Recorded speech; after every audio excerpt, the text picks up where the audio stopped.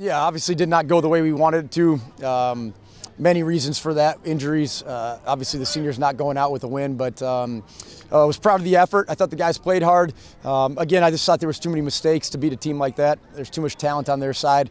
Throw a pick six to get in a hole right from the get-go, trying to dig ourselves out. And, we had a tough time on third downs as well, getting off the field. So it was just a recipe for things not going our well, to be honest with you, and our way, excuse me. And unfortunately, we just couldn't get back after half. If we could have got that score right away in the third quarter rather than waiting until the fourth quarter, things might have been different, but just too big of a hole to climb out of.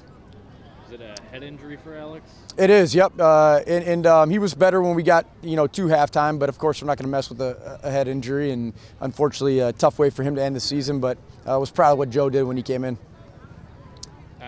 How tough in the second half was it to kind of adjust with Joe coming in? Not tough at all. I thought that, the game plan didn't change. Obviously, our execution, it didn't matter if it was Joe or Alex. I thought, execution-wise, right from the get-go, that we left some things out there, whether it be throws or, guys coming off of blocks up front in the run game. There were some opportunities that we thought we had. With creases and guys just coming off blocks with what we were doing in the first half. And then, of course, I thought Alex missed a couple there in the first half to get us back on track. But wasn't anything Joe did. It was just, wasn't our day from that standpoint. I thought we were just too sporadic from when we got things going. And unfortunately, you got to be more consistent to beat those teams. Ethan's performance, definitely positive. Closing out a pretty big year for him. What can you say about what he was doing? Yeah, love what he did. Put some time in this offseason to get himself into a position where he could be that next guy after D-Will. And to be honest with you, thought he did a nice job with, some of the teams were trying to take him away, leaving the field stuff, to be had. So as many double teams and different coverages as he saw throughout the fall, it was nice to see him end the season the way he did. Obviously having some momentum going in the offseason now, knowing that he can be that guy.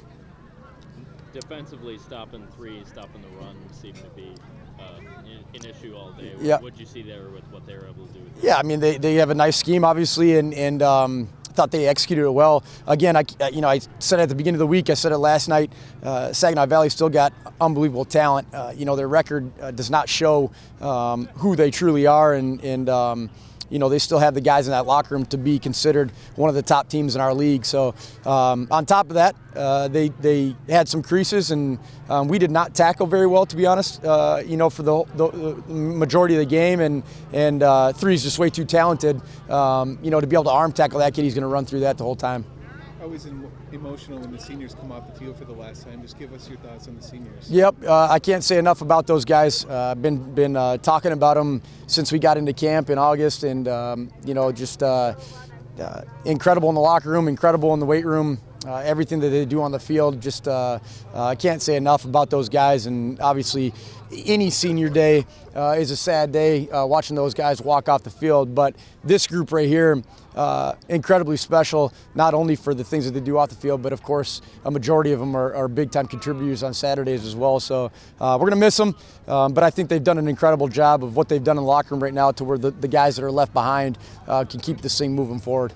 Yeah, I think it says a lot. Like, they had to go through COVID and everything. So what kind of legacy, just looking back on all of that, do you think they leave? Yeah, everything I just said, but I think that part will be, we'll see that in a couple years from now. The idea of a player-led locker room and what they've done up to this point, we'll see the ramifications of all the positive they've done, hopefully next year or the year after, in terms of that part. So, but, even going back to 20 years ago when I was playing, when Coach Milber was here, this senior class walking out of this is as good as any we've had in terms of in every facet walking out right now.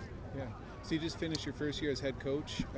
What were some things that surprised you about being the head coach this year? Just little moments or things that you learned? Yeah, I learned a lot. Obviously, the game is different down on the field. The emotions are different. Different parts of the game with the game management, obviously being involved in all that rather than just sitting up in the box and calling it is different. But It was good. You know, everything I've set up to this point about the senior group has made it easy with the transition. When you have a locker room that's led by guys like that, it makes it a little bit easier on our job. So I can't say enough about those guys, but you know, we'll look back on it now and go through the evaluations of you know, ourselves as a staff, where we're at right now from a team standpoint, what we need to do in recruiting, and you know, get everything cleaned up from that standpoint. But you know, I like what happened in this fall with where we're at mentality-wise in our locker room. And we got to keep that going into the offseason. Coach, the last thing I'll leave you with, so we have Darius Willis as a new all-time receptions for program history for one of your former teammates, Brian James. Yep. So tell me how full circle this is for you, throwing a bunch of passes to Brian over the years and seeing Darius with Will last year and with Freeze this year, and what that means to you. Yeah, I mean, it's incredible, one, because D-Will is such a special guy with everything he does. So, you know, anytime I don't know what year it was that Jenny set that record, if it was 04, 05, but to see a record stand that long and then for it to be broken by a guy that does everything the right way, you know, I can't say enough about him. You know, be willing to bet if I gave Jenny a call tonight, found out who it was broken by and what kind of guy that is, you know, that's, you give him a pat on the back at that point. But, yeah, I mean, it's a cool deal to have been here for a lot of the first guy that had the record, and then now be here obviously in a different capacity when D-Will gets it, but couldn't happen to a better person. Thanks for your time, Coach. Appreciate it.